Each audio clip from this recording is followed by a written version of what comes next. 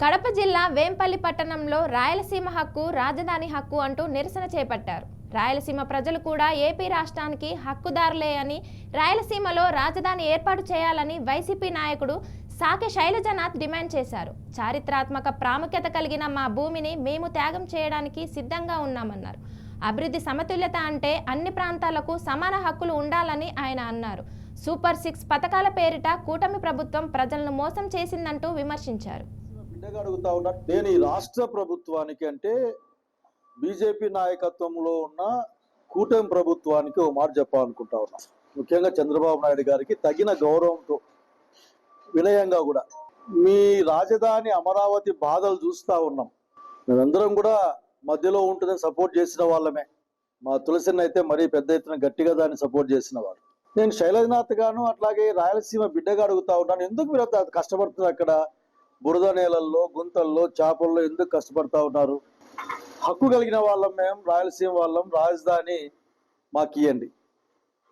గట్టి నేలలు, మంచి నేలలు, చిరకాలం పాటు ఉండే నేలలు మేము ఇస్తాం. అట్లాగే ఈ ప్రాంతం చరిత్ర పరంగా కూడా చాలా పెద్ద పెద్ద సామ్రాజ్యాలను చూసిన ప్రాంతం ఇది.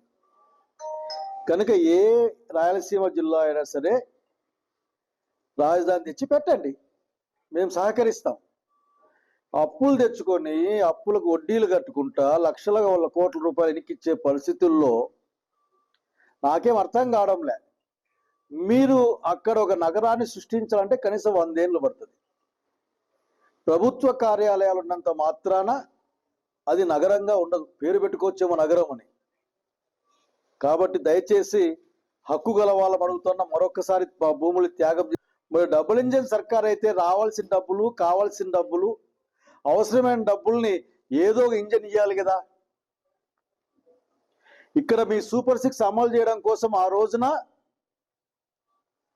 మీరు కూటమిగానే పోటీ చేశారు.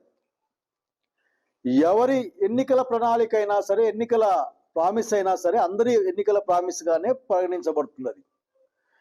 ఆ విధంగా చూసినప్పుడు ఈ సూపర్ 6కి నరేంద్ర మోడీ గారి అనుమతి ఉంది కదా, అమిత్ షా గారి అనుమతి ఉంది కదా, బీజేపీ యొక్క ఒప్పదలం ఉంది కదా, అట్లాగే బీజేపీ యొక్క అత్యంత సన్నిహితమైన పుత్రుడో లేకుంటే మిత్రుడో తెలియదు కానీ నాకు సన్నిహితమైన పవన్ కళ్యాణ్ గారు కూడా ఉన్నారు కదా. మరి మీరు ఎందుకు అంత బేలగా దైన్యంగా మాట్లాడుతూ ఉన్నారు? ధైర్యంగా నిలబడి ఢిల్లీ ప్రభుత్వమా మాకు డబ్బులు పంపి మనం అందరం కలిసి మాట ఇచ్చామని చెప్పండి. మీరు ప్రజల్ని మభ్యపుచ్చే విధంగా మాట్లాడడం మాత్రం రాజకీయాల్లో మంచిది కాదు. ప్రజల పక్షాన అడుగుతా ఉన్నా, మీరు ఆశ పెట్టారని కాదు, ఆశ ఇవ్వలే.